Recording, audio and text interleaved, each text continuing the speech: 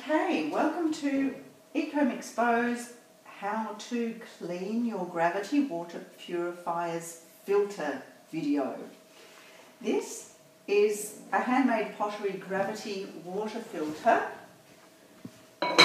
and inside it we have the porous ceramic and activated carbon filter on the inside, and underneath this one has a fluoride water purifier as well. Now, as you can see, that one's starting to slow down because it has filled up with a lot of sediment from the water and a bit of sludge. The porous ceramic has filled up and it's slowing down. So I've just tipped the excess water out. I'm going to unscrew the fluoride arsenic filter off. That normally needs to be primed beforehand. I'll show you about that in another video. There's a nut on the bottom. So I shall grab hold of the... this one's very tight.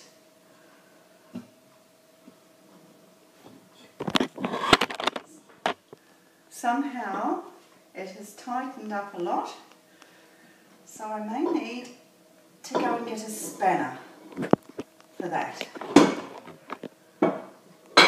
I'll support it there and get a spanner. Okay, normally it's not a good idea to tighten it so much. You do need a spanner. Just finger tight is normally enough, but maybe we've had a change in temperature since it went on, or maybe a strong guy tightened it up.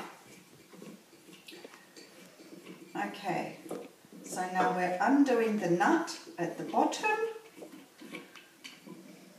and the washer that goes underneath. Okay, and you can see there's quite a bit of build-up there. Now I'm just going to run that under the running water. Get a bit of a...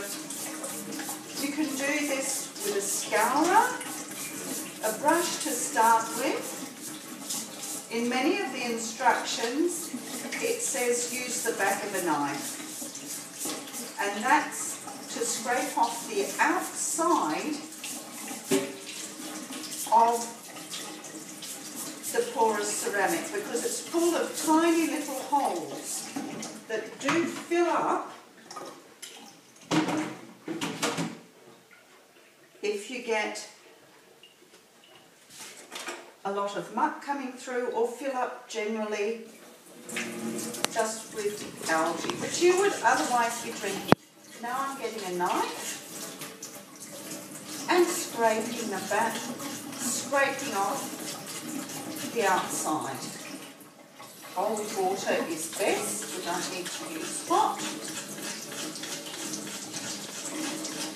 And just very carefully and gently hanging on to the plastic, very gently scraping off the outside, and you can see it's coming off very easily. And after this has been done, it should flow very well. See, a scourer also does a great job.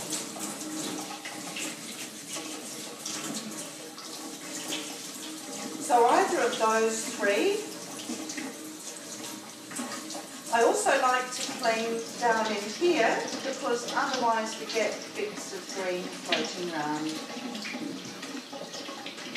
the water again. Now, with a tiny bit of detergent,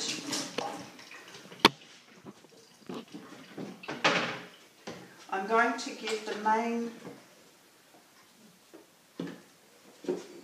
container here a little bit of a clean out.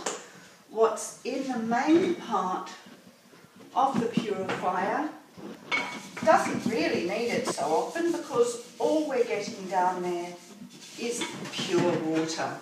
And I'm going to give this a little bit of a clean with hot water this time, but be careful of temperature differences. It's all handmade pottery, so we don't want to go cracking anything. Okay. No, I don't even need to dry that. It's all going to be wet. I'm going to put the filter back in. It goes straight in there. I'll give that washer a bit of a rinse and put the washer on. I'll give the nut a bit of a rinse with the hot water and screw that on. Not as tightly as last time because I did have trouble undoing it. Just finger tight. Never tighten it with a spanner or the whole thing may break off. Then I'm going to put the fluoride purifier back on, making sure that the flow is down. There's a little arrow there that shows which way the flow should be. I don't need to reprime it because that's good for 6 months. The top one should be good for 12 months. We're a family of 4, so that does the job. And I'm just going to replace it back in the body of the purifier. Down here we've got our pure water. And I shall fill it up again with some water, which will then filter through a lot faster now that it's cleaner. It should do a litre and a half per hour with no problems at all. And with this one, I just fill it up morning and night and we're right to go.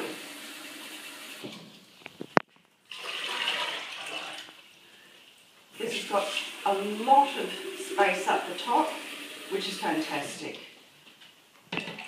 We're very pleased with that. Put the lid back on and we're right to go.